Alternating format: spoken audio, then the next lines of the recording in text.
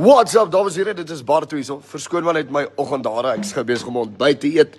Maar ek het gedink ek nooi julle gou vinnig uit. Die 23ste Mei is ek by die Protea fees aan Kreersdorp. Dit gaan 'n absolute vibe wees. As jy nie daar gaan wees, dan gaan jy uitmis. Jy kan jou kaartjies kry op iTickets. Dit is